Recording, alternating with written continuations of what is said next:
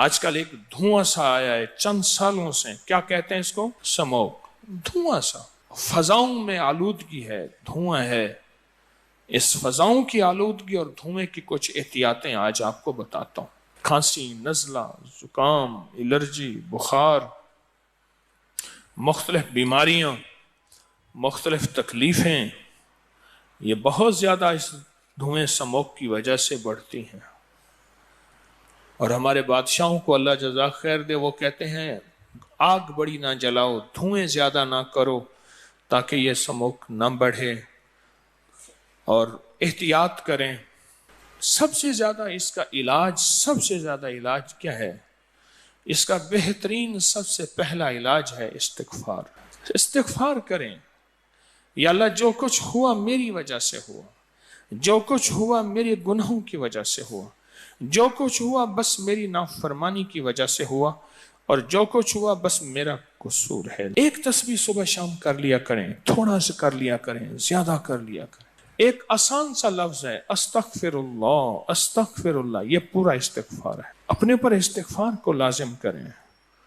بلائیں، وبائیں، مصیبتیں، آفتیں، پریشانیاں ہمیشہ ٹلی رہتی ہیں۔ یہ قدرتی آفات میں یہ چیز شامل ہے۔ سموک قدرتی آفات ہیں، اور موجودہ سموک اور اس کے وبائی اثرات، اس کی بیماری کے اثرات سے بچنے کے لیے کمال چیز ہے۔ عنابی قہوہ، اس کے میں نے جب سے بتانے شروع کیے کچھ فائدے مجھے ملے جو مجھے علم نہیں تھے۔ میں اپنی لا علمی کا بھی اعتراف کر رہا ہوں کہ کیوں؟ انسان آخری دم تک سیکھنے والا ہے، آخری دم تک سیکھنے والا ہے۔ جو خوبصورت ہونا چاہتے ہیں، حسین ہونا چاہتے ہیں، جن کی جلد بہت زیادہ، ان کے لیے بہت نفع مند چیز ہے۔ حسن و جمال کے لیے، خوبصورتی کے لیے بہت نفع مند چیز ہے۔ جن کے بال گرتے ہیں ان کے اور گنجے ہو گئے ہیں، دو شاخیں ہو گئے ہیں، ان کو بہت فائدہ ہوا۔ یہ فائدہ بھی نیا تجربے میں سامنے آیا۔ اور ایک فائدہ وہ سامنے آیا جن کو اتنی جلدی بیماریاں ہیں کہ ان کے ناخن تک جھڑ چکے ہیں، ان کے ناخن گر چکے ہیں۔ اس کا میں نے بہت فائدہ سنا بھی، لوگوں سے پایا بھی۔ دائمی قبض کے لیے اس کا فائدہ پایا، بواسیر کے لیے اس کا فائدہ پایا۔ ایسی ایسی چیزیں لوگ بتاتے ہیں، ایک بار نہیں کئی لوگوں نے اس قہوے کو استعمال کیا۔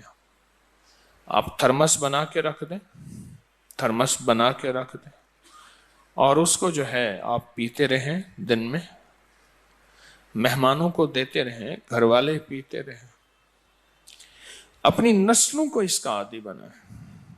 اس کا جو فائدہ مزید مجھے ملا اور اس سے بہت زیادہ مجھے استفادہ ہوا، وہ یہ ہوا کہ جن کے ہاں خواتین میں دودھ کی کمی ہوتی ہے اور بچہ روتا بلکتا ہے، سسکتا ہے، ان کے لیے بہت فائدہ مند ہے۔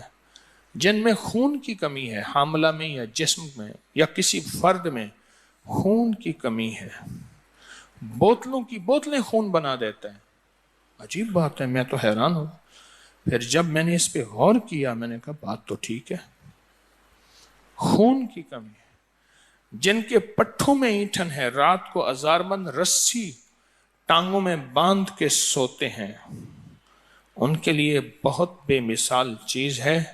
اس کا قہوہ دن میں 2 دفعہ، 3 دفعہ، 4 دفعہ مہمان نوازی اس سنہری قہوے سے کریں، بہت کمال چیز ہے۔ میرا مشورہ یہ ہے کہ میں نے وہ جو قہوہ بتایا تھا نا، وہ زندگی میں بہت طاقتور صحت مند چیز۔ عناب سپستان بہیدان، بازار میں لے لیں، ایک پاؤ عناب لے لیں، دیکھ لیں اس میں کیڑا لگا ہوا نہ ہو، اور سپستان لے لیں، اور بہی دانہ 50-50 گرام ایک ایک چھٹانک لے لیں۔ ان کو ہلکا سا کوٹ کے رکھ دیں، ہلکا سا کوٹیں ضرور، چائے کی پتی کی طرح۔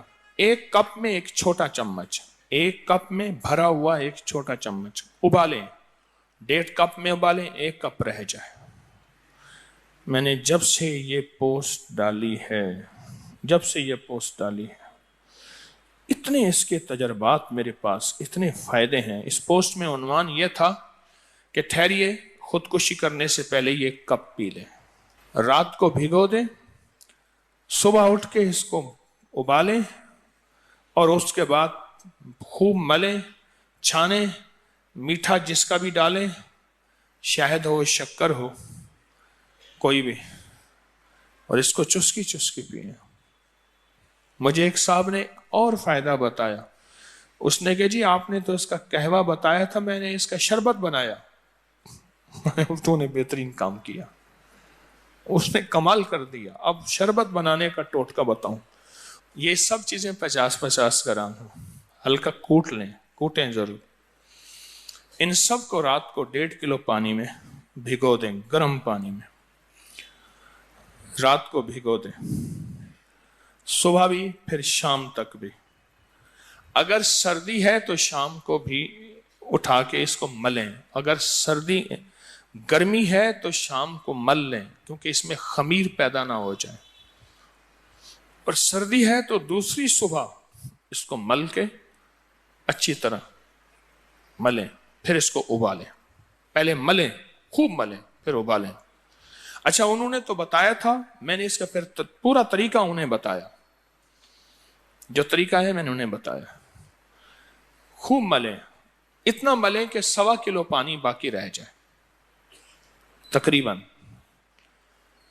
اس کے بعد پھر اس کو رکھیں، ٹھنڈا کریں، چھان لیں۔ چھاننے کے بعد اس کے اندر 1.25 کلو شہد ڈالیں یا 1.25 کلو شکر ڈالیں، مجبوراً ہے شکر نہیں تو بس چینی ڈالیں۔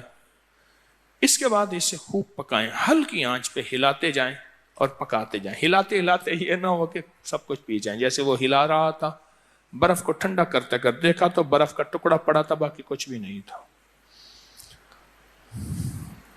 اب یہ شربت تیار ہے، خوب ذرا اسے شربت کی طرح ہلکا گاڑھا کریں، تیز آنچ نہیں، ہلکی آنچ۔ شربت تیار ہے، ٹھنڈا کریں، بوتلوں میں بھر کے رکھ دیں۔ جالا لگنے کا خطرہ ہے تو آپ نے صحیح نہیں پکایا، پھر فریج میں رکھیں، ورنہ صحیح پکائیں تو کوئی فریج میں رکھنے کی ضرورت نہیں ہے۔